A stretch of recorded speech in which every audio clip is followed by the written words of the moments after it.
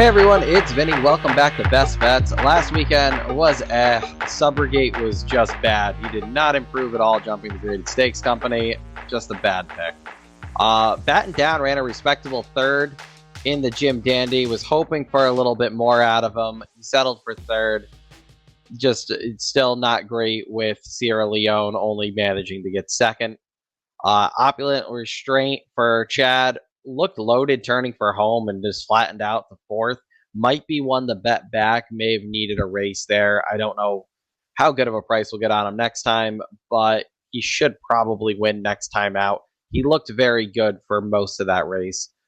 We did get Silver Knot home in the Bowling Green. Very easy single.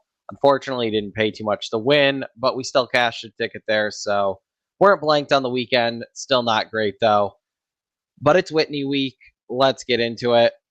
We're going to do the Whitney card and Sunday's card. So race number 7 on Whitney Day is the Grade 1 Saratoga Derby, going a mile and 3/16 on the turf. And I know Ryan Moore's flying here for a mount. I know Buick's here for Appleby. And I, for some reason, landed on Joel Rosario and the number 5 Deterministic as my top pick in here. I said all last time I was waiting for him to get on turf. He finished second with Dylan Davis. He gets Rosario back today. There's a good amount of speed in this race, in my opinion, and he has tactical speed. So I think he's going to just sit a very good trip here. He very clearly liked the turf.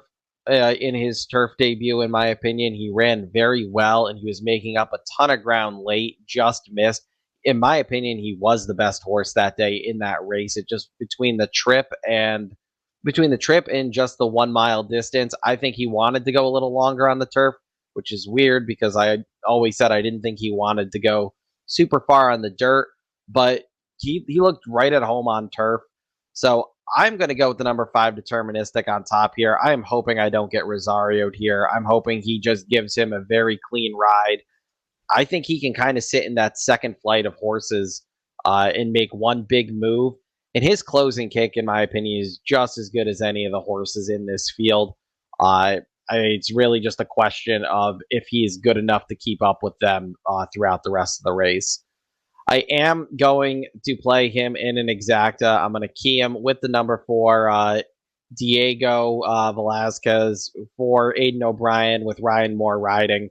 Ryan Moore is not shipping here to ride a horse that's not live. I am fully expecting this horse to be loaded. Just hoping he's one of the weaker Aidens that he sent over in recent years and not an absolute monster. And I'm gonna key him with the number 3 Legends of Time for Charlie Appleby. Buick's back on. I know last time Buick rode him here, it didn't end up great. I think the turf is just playing much different than it was for that weekend. So I'm expecting this horse to definitely improve off of that last effort. So it's the number 5 Deterministic's my top pick, and I'm gonna key box him in an exacta with the number 4 Diego Velazquez and the number 3 Legends of Time. Going on to race 11, it is the Grade 1 Whitney, going a mile and an eighth on the main track. And I know National Treasure is the horse to beat. We're going to use him in our exacta. But after really looking at this race, I ended up landing on the number 9 Bright Future for Todd Pletcher. He'll need to improve, but he's 2 for 2 at Saratoga. He won his only try at the distance here. In his 5-year-old debut last time out in the Grade 3 Salvador Mile, in my opinion, was a very good effort. He should improve second off the bench. They've been pointing here since that race. He has tactical speed, and this race has a lot of speed. So kind of like how I think Deterministic's going to get the right trip, I think if Bright Future's good enough, he's just going to sit the trip. There is a ton of speed in here between Arthur's Ride, Skippy Longstocking, National Treasure. There's a lot of speed in here. I expect this pace to be faster, and I think he really can benefit from this fast pace. I am going to be playing him in an exacta as well as a win bet. I am going to use the other Todd Pletcher horse in here, the number 7 Krupe, who he's a dead closer, but if the pace gets hot like I think it could, he's going to be flying home. He gets Irad, who I mean, Irad in these stakes races is always a tough toss. So I'm going to use him here in the exacta. He might not get there for the win, but I think if this pace is hot, there's no reason he's not making up the exact or the trifecta here with Krupe. So I'm going to use the number 7 Krupe. I'm also going to use the number 3 National Treasure. He's going to be in my exacta. I just think he's the best of the speed horses. As much as I dislike Baffert, this horse he just proves time and time again that he's a classy horse. He doesn't always win, so he's not one of those monsters that Baffert's had in years past. But I really think this is kind of a grade 2 quality field that's got a couple grade 1 horses in it, and I just think he is the classiest of the horses. I think his class is going to prevail on the front end, and he is going to be the survivor of the early speed and the pace. I do hope he gets caught. But just in case he doesn't get caught, I will play the other 2 with him. So hopefully they fit. Hopefully we hit this exacta here.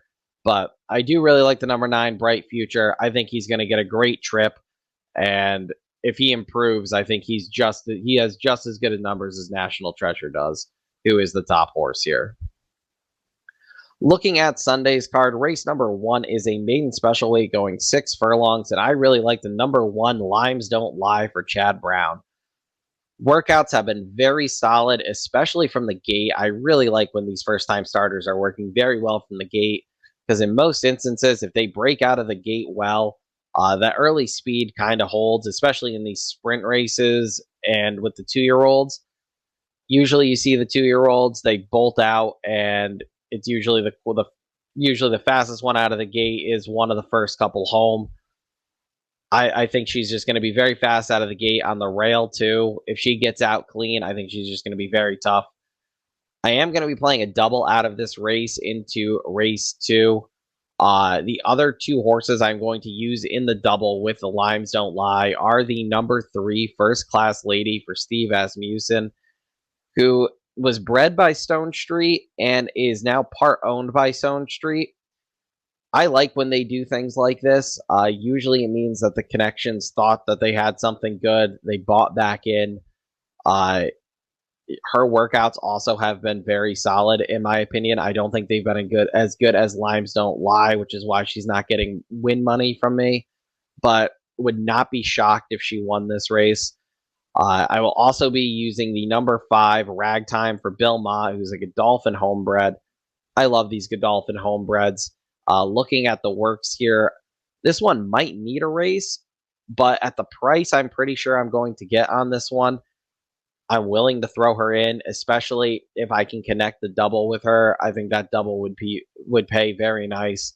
If you want to use play an exact with all 3 of these, go ahead. I think that will also pay pretty decent if it hits. I just really like this double into the next race, and I'm going to try to make value out of it. Because race number 2 is the Birdstone Stakes and is a 1.75 miles on the main track, and the number 5 next is just a single. He's a single in every ticket. I'm kind of disappointed he's not trying the Whitney here. I think a lot of people figured after that last effort they might try, but with the goal being the Breeders' Cup Marathon, I get why they're not going to push him. They're going to take this same path that they took last year. He just towers over this field. He's going to be a very short price if you just want to play him to win. I don't recommend that. That's why I'm going to try to get value out of him playing doubles and pick 3s. That's where, in my opinion, that's where you can really find value out of these super, super short priced horses. So we're going to play a double to start the day on Sunday. Next is our single on our multi-race tickets. If you're playing a double, pick 3, the pick 4 starts in race 2, so you can start a pick 4 with next. And of course the pick 5. He's a single. He's the best marathoner in the country, and I really don't see anybody in this field that's going to change that today. The dudes will have their Whitney Day betting Bible out probably by the time this video drops. If not, I know the pre-orders are already up at time of recording.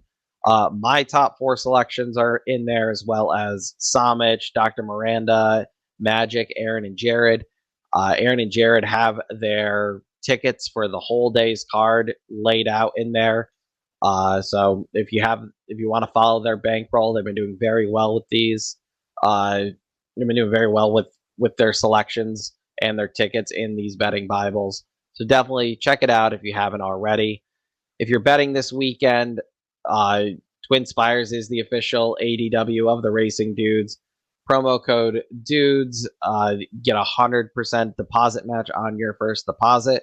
Best of luck if you are playing this weekend at Saratoga, and I will see you next time.